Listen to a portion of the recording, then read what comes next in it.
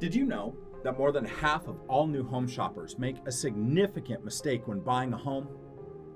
The top regrets that I hear are overpaying for a property, or maybe not meeting all of their family's needs, or picking the wrong agent to help them through the process. It's important that you not have any regrets about what might be one of the largest family purchases you will ever make. To keep everyone satisfied with this major investment, consider following a very important 4-step process when evaluating homes for you and your family. Step 1. How much house can we afford? Well, when buyers don't initially work with agents and a mortgage lender, many families underestimate and miscalculate what they can afford. Getting a mortgage loan estimate will walk you through the process to identify what you can afford to pay for a home. Realize that in addition to a monthly mortgage payment, you're going to have other expenses like utility bills, payments to your existing debt, food, childcare, transportation, monthly entertainment, and sometimes even a child education or that vacation fund. The general rule of thumb is a mortgage payment should not exceed 45 to 55% of your monthly income, especially if you have other financial goals. For that first year, you may need to cut back on that twice-yearly ski vacation or weekly golf if you want to get into your dream home. For more on the mortgage process, I recommend that you also view our step-by-step mortgage shopping guide on our website to help you get the maximum home purchasing power. There's going to be a link below. Step 2.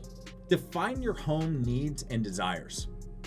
In addition to knowing how much of a home you can afford, we want to identify, as a family, the important features to have in your new house. Separate your list of needs into the must-haves and the, boy, that sure would be nice to have. Ask yourself what you've liked or disliked about prior living experiences to help you with your priorities. Let's start with your lifestyle. Are you the type to like wide open spaces, large lots, maybe even hiking trails? Or are you the high-rise, condo and balcony type? Also consider commute times. What are you willing to endure to get the best home for your money? For best resale value, also consider looking at high-quality schools, even if you don't have children. Think about it.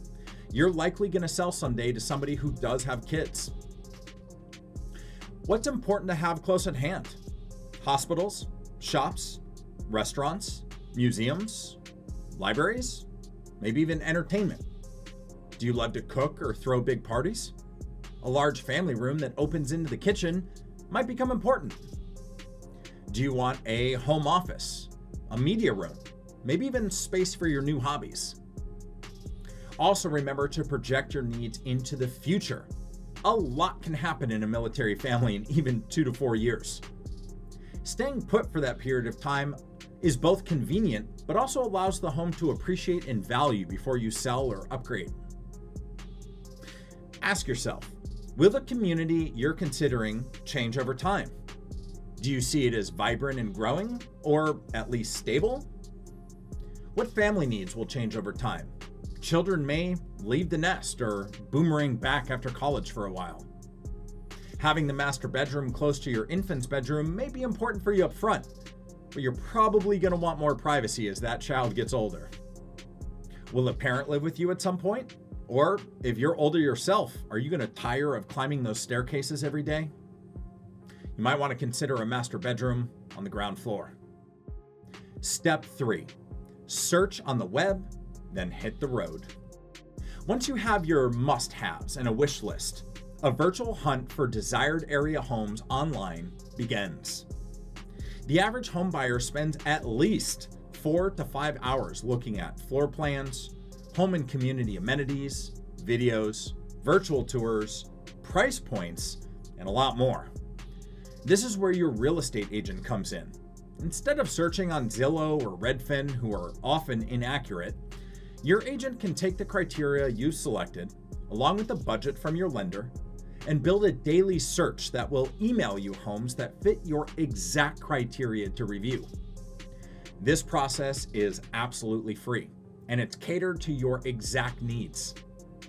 This search will allow you to narrow down location, number of bedrooms and bathrooms, minimum and maximum prices, and other features that you desire.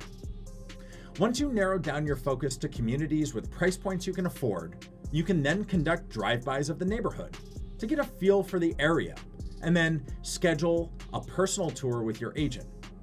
You can also research area pros and cons through online, social media, and even your real estate agent representative.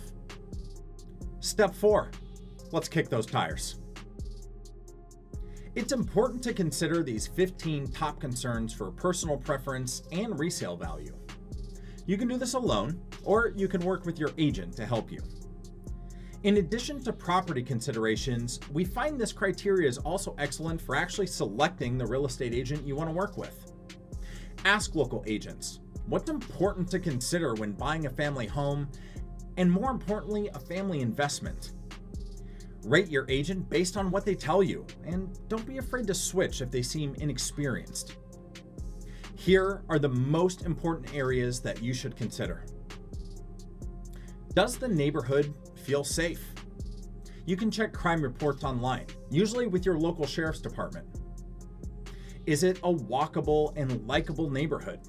Would you consider it to be a growing, vibrant area, which translates into homes going up in value over time? Does it offer a sense of community and belonging, or is it simply just a house? How's the landscaping? Nice landscaping can indicate an owner kept up on the entire property.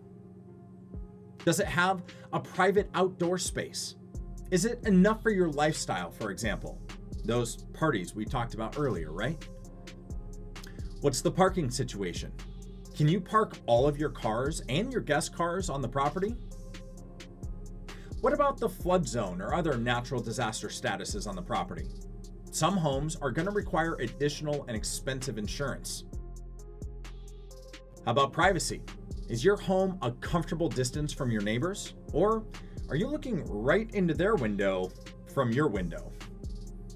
Is there too much or too little sunlight? How about noise levels, such as heavy traffic or nearby airports? Is there an odor from prior pets or just other weird smells? What about seasonal changes? Remember, you're looking at the house in one given point in time. So you gotta ask yourself, will seasonal changes create a home hazard? Maybe a icy steep driveway or falling trees? And finally, you can be on the lookout for any general disrepair. Many issues you're going to be able to detect yourself. And of course, during the transaction, your home inspector will check the condition of costly items, such as any roof damage, looking at the furnace, water damage or mold, old insulation which might have asbestos, plumbing issues and leaks, exterior cracks and uneven floors, inefficient windows or cracks in the window seals, and literally everything else. The point is, we want to be thorough, but don't sweat the cosmetic details. Believe me when I say no home is perfect. Some easy fixes later on can be interior painting, kitchen hardware or furnishings, and even landscaping.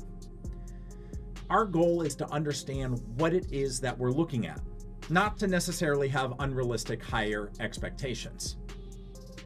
Okay, that's literally it. By following this 4-step process, you now know how much home you can afford. You've built your list of important home needs and wants. You've done some home online shopping and hit the road. And finally, you've kicked the tires at each home that we visited.